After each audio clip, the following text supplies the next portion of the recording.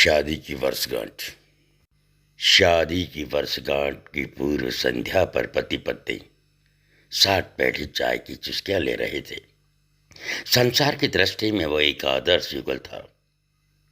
प्रेम भी बहुत था दोनों में, लेकिन कुछ समय से ऐसा प्रतीत हो रहा था कि संबंधों पर समय की धूल जम रही है।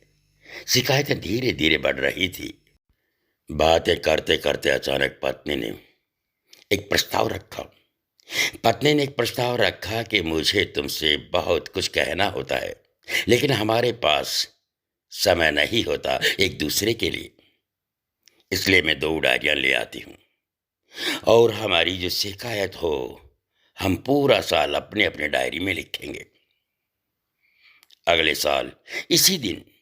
साल इसी दिन हम एक दूसरे की डायरी पढ़ेंगे, ताकि हमें पता चल सके कि हम में कौन सी कमियां हैं जिससे कि उसका पुनरावर्तन न हो सके।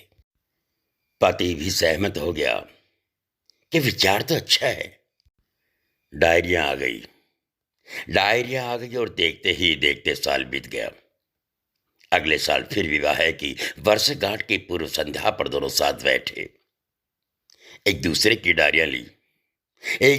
डायरियां ली। पहले आपकी मनोहार हुई।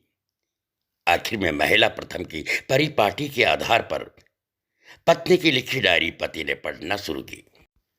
पहला पन्ना, दूसरा पन्ना, तीसरा पन्ना। पहला पन्ना, दूसरा पन्ना, तीसरा पन्ना। आज शादी की वर्षगांठ पर मुझे ढंग का तोहफा नहीं दिया। आज होटल में खाना खिलाने का वादा करके फिर नहीं ले गए।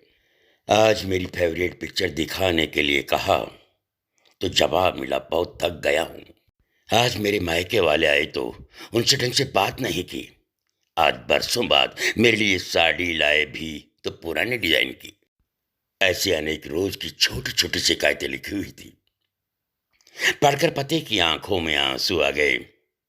पूरा पढ़कर पति ने कहा कि मुझे पता ही नहीं था मेरी गलतियों का। मैं ध्यान रखूंगा कि आगे से इनकी पुनरावृत्ति ना हो। अब पत्नी ने पति की डायरी खोली। पहला पन्ना कोरा, दूसरा पन्ना कोरा, तीसरा पन्ना कोरा। अब 2-4 पन्ने साथ में पलटे, वो भी कोरे। अब 2-4 पन्ने साथ में पलटे, वो भी कोरे। फिर 50 पन्ने साथ में पलटे तो वो भी कोरे। पत्नी ने कहा कि मुझे पता था कि तुम मेरी इतनी सी इच्छा भी पूरी नहीं कर सकोगे। मैंने पूरा साल इतनी मेहनत से तुम्हारी सारी कमियां लिखी ताकि तुम उन्हें सुधार सको, और तुमसे इतना भी नहीं हुआ।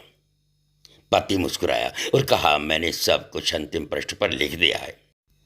पत्नी ने उत्सुकता से अंतिम पृष्ठ खोला। उसमें लिखा था, मैं तुम्हारे मुंह पर तुम्हारी जितने भी शिकायत कर लूं, लेकिन तुमने जो मेरे और मेरे परिवार के लिए त्याग किए हैं और इतने वर्षों में जो असीमित प्रेम दिया है, उसके सामने मैं इस डायरी में लिख सकूं, ऐसी कोई कमी मुझे तुम में दिखाई नहीं दी। ऐसा नहीं कि तुम में कोई कमी नहीं है, लेकिन तुम्हारा प्रेम, तुम्हारा समर्पण, तुम्हारा त्याग उन सब कमियों से ऊपर है। मेरी अनगिनत अक्षम भूलों के बाद भी तुमने जीवन के प्रत्येक चरण में छाया बनकर मेरा साथ निभाया है। अब अपनी ही छाया में कोई दोस्त कैसे दिखाई दे मुझे। अब रोने की बारी पत्नी की थी। उसने पति के हाथ से अपनी डायरी लेकर दोनों डायरियां अग्नि में स्वाहा कर दी और साथ में सारे गिले शिकवे भी।